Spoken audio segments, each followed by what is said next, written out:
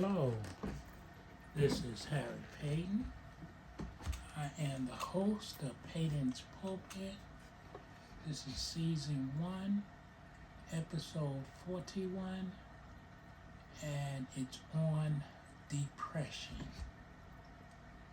Facts and information on depression. My last podcast was on a subject that talked about the senseless killing of 3 college students in Virginia, the wounding of 2 others by a person that when I write my columns or when I do my podcast, I don't give the names of the alleged perpetrators. I don't want to give them any airtime, but this person is said to have been dealing with depression. And for that, I pray for him and his depression. He has been captured, and certainly depression is something that is very serious. It's alleged it caused him to do what he did. Okay, the following comes, I'm not a clinical doctor, so the following comes from the CDC website. What is depression? Depression is more than just feeling down. You have a bad day, that's not necessarily depression, though people will say, I am depressed. But it's more than just feeling down or having a bad day. When a sad mood lasts for a long time and interferes with normal, everyday functioning, you may be depressed. Here are some symptoms. As always, these symptoms may or may not mean that you're depressed, but symptoms of depression include these. Feeling sad or anxious, often or all the time. Not wanting to do activities that you used to do and used to be fun. Feeling irritable, easily frustrated or restless. Having trouble falling asleep or staying asleep. Waking up too early or sleeping too much. Eating more or less than usual or having no appetite. Experiencing aches, pains, headaches, or stomach problems that do not improve with treatment. Having trouble concentrating, remembering details, or making decisions. Feeling tired even after sleeping well. Feeling guilty, worthless, or helpless. Thinking about suicide or hurting yourselves. That's some of the indications that you may have depression. If you have more of those feelings than just 1 or 2, certainly you want to look into that, because those are not what we consider normal. Please go back over them and review them. The exact cause of depression is not known. It may be caused by a combination of genetic, it may be, hereditary, biological, environmental, or psychological. Everyone is different. We know that. You got to know that. But the following factors may increase a person's chances of becoming depressed. Having blood relatives who had depression. Experiencing traumatic or stressful events such as physical or sexual abuse, the death of a loved one, or financial problems. Another one that I'm adding to the list, this is not from the CDC, it's not on their list, but I'll add it to the list, is bullying. Many people become very depressed from being bullied. We sometimes think of it as a school type thing, when you go to school and there's always that bully person causing harm to people that they consider weaker than them. But bullying goes on even in adult life. Bosses bully, colleagues bully, spouses bullying. As a matter of fact, this young man who is alleged to have shot and killed the 3 students, they said that he was bullied. He says he was bullied. Going through a major life change, even if it was planned, going to have a baby. Oh, happy about having it, but going through that life change, as anticipated as it might have been, maybe it caused you to be depressed. Either during the pregnancy or after the pregnancy. More about that later. Having a medical problem such as cancer, stroke, or chronic pain. I know those feelings. I do not like to be sick. I don't like to be weak in any form. I think that I'm invincible.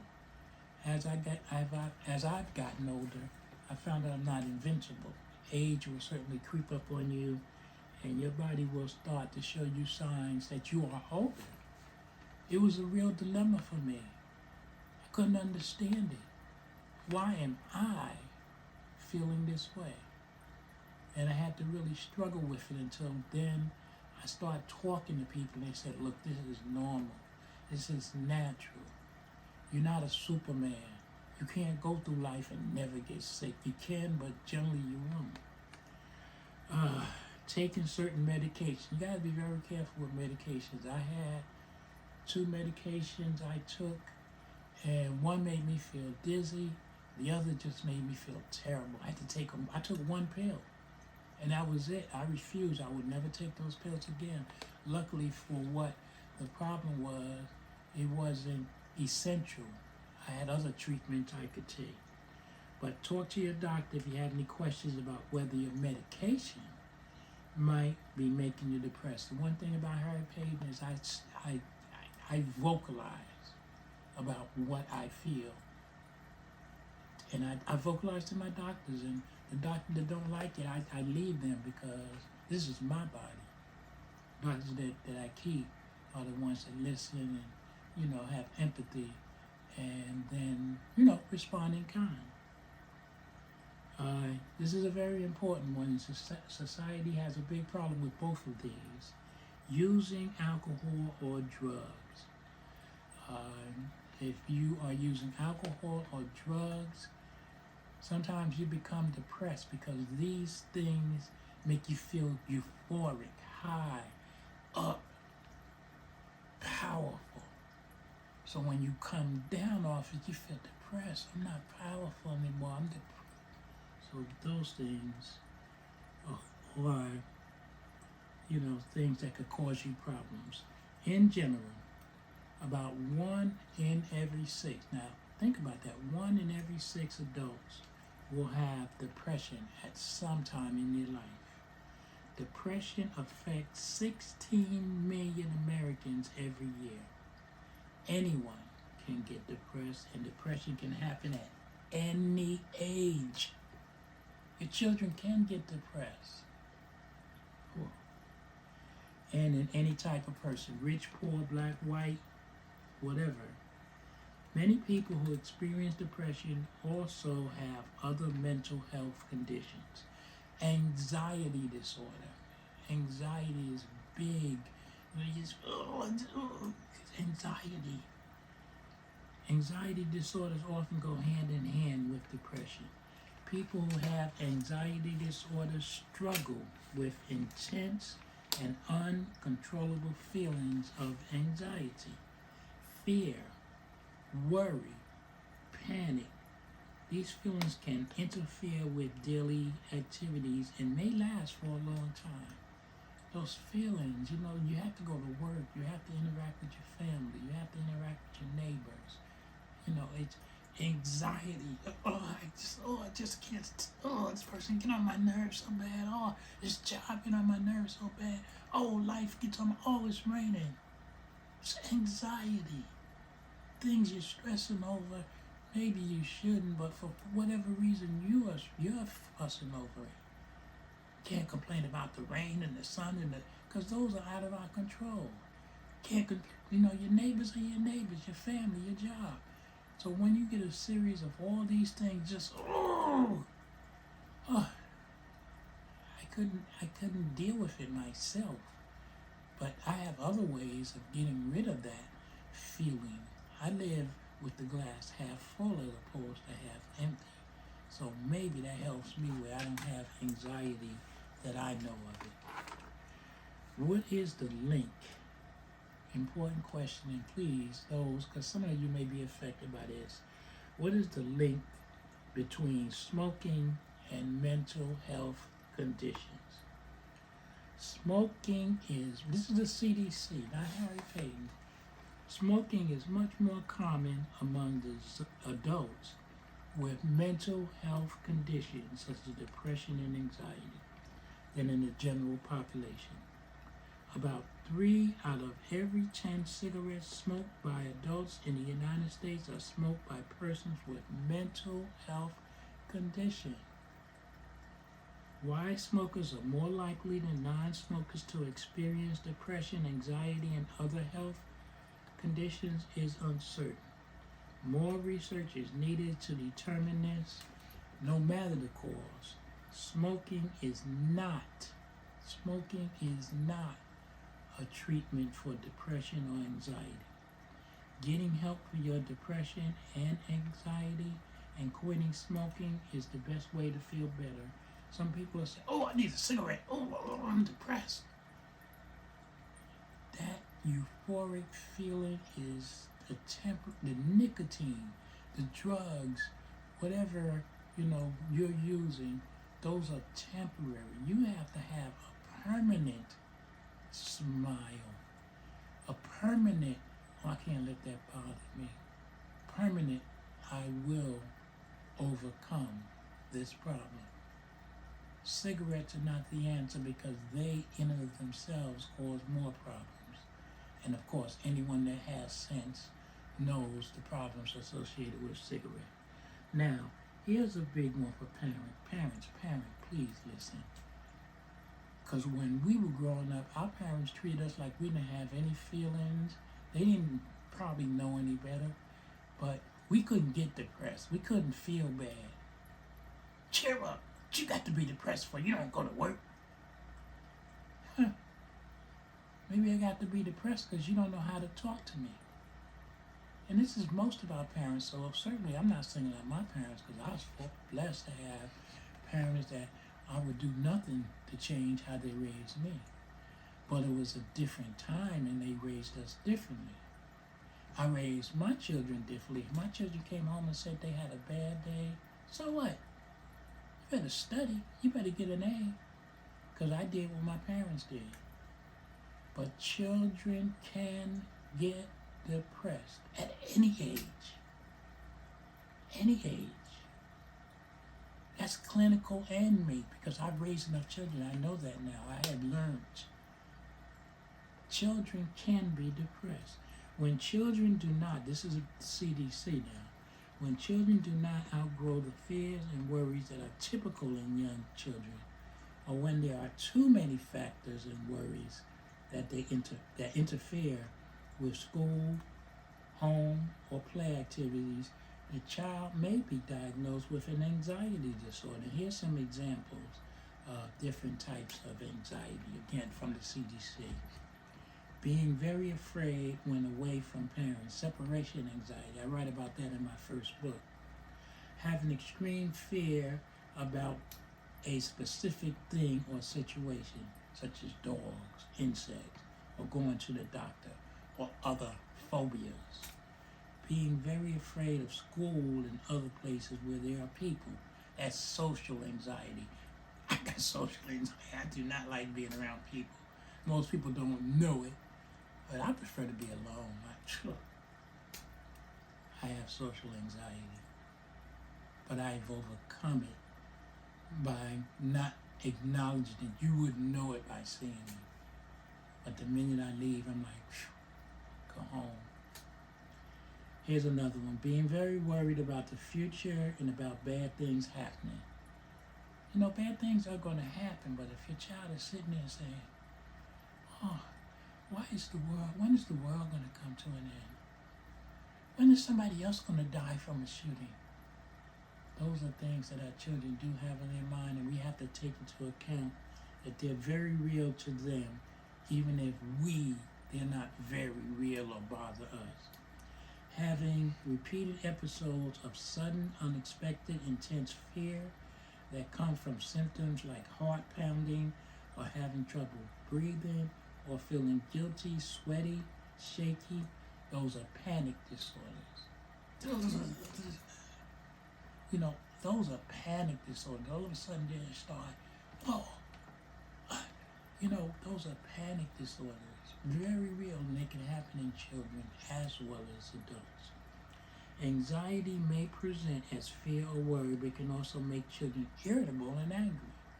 Again, our parents, we couldn't be angry. Like as if that wasn't an emotion that we had. Boy, if you don't go out. And then you repress it.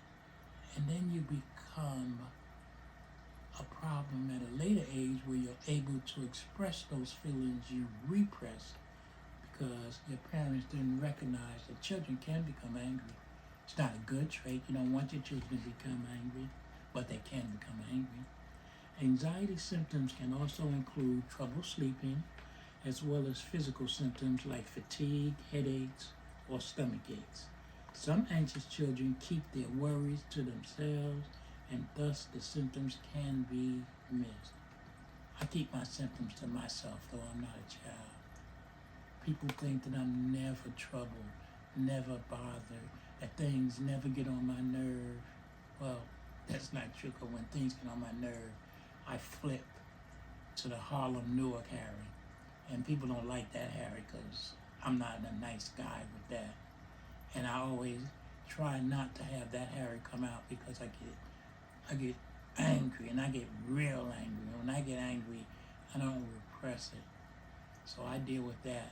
And I've gotten so much better through my involvement with my religion, Christianity. I'm so much better. But I tell the church that if you ever see me rolling on the ground with someone and fighting, just say Deacon Paden, because that will be the snap that snaps me back that I'm better than what I'm doing there. I'm a deacon. Nobody has had to do it yet. But I tell the world, you see me doing something that I shouldn't be doing, and you love me, just say Deacon Paden. That's all you gotta say. And if that don't snap me, run. Here's one for women. Very important, women. Postpartum depression after having a baby. The birth of a baby can trigger a jumble of powerful emotions, excitement, but also joy, and then fear and anxiety. But it can also result in something that you might not expect, depression. Most new moms experience postpartum, which is labeled as baby blues. Oh, you just got baby blues. After childbirth, which commonly include mood swings, crying spells, anxiety, and difficulty sleeping. Baby blues typically begin within the first 2 or 3 days after delivery and may last for up to 2 weeks. That's baby blues. Many women experience that, but they say it lasts for up to 2 weeks. But here's the more important aspect of that. Some moms experience a more severe, long-lasting form of depression known as postpartum depression.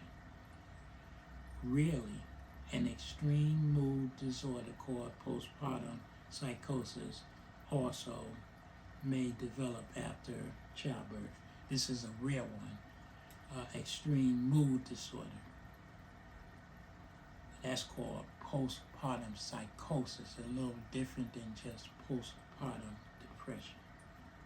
But that also can happen after childbirth.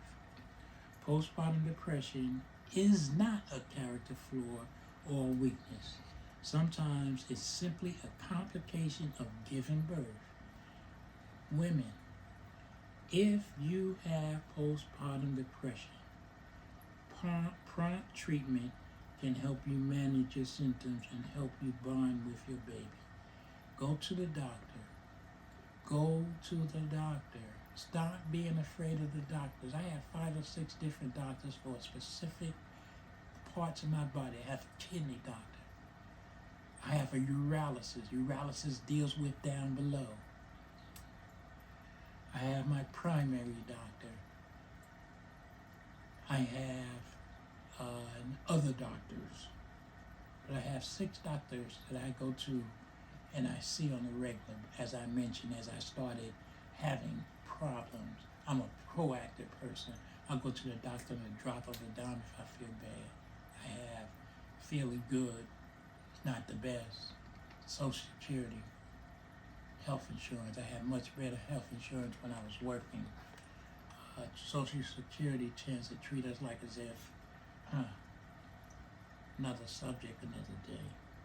Here's some numbers, or here is a number. You can find depression and bipolar support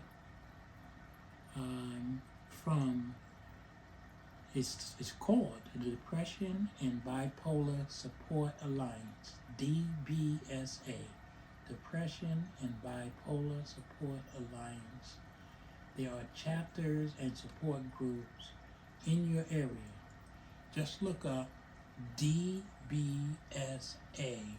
in my area, and that should bring you to that, because it's a long title. Or you can call the National Alliance on Mental Illness. Again, very easy acronyms. NAMI Helpline. NAMI Helpline for support and or referrals. Here's their number. 1-800-950-6264. Again, if you're calling from a landline, 1-800. Cell phones, you don't need the one. 1-800-950-6264. Treatments for depression are therapy and medication. Depression is one of those things, again, not a whole lot is known, but it is a problem that plagues, again, 1 out of 6 persons. And when you think about that, that's a lot. You get 7 people together and one of those persons is probably depressed. Please, hopefully this helps you. Do not be ashamed. Getting help is as close as your nearest doctor, therapist. You can also speak to your religious leaders. Prayer is effective. But what I tell people all the time, don't mistake prayer for going to the appropriate doctor. Prayer in and of itself does not cure certain things. It helps because it aligns you with God. God can cure anything, but God gave us common sense to go to the doctor for cures that He has helped them maintain. That's my belief, and I want to live. So as I pray, I also go to the qualified persons here on earth, because God uses those persons to heal us. To God be the glory. Please, please, please, if you suspect that you're depressed, go see someone. Go see someone. To God be the glory.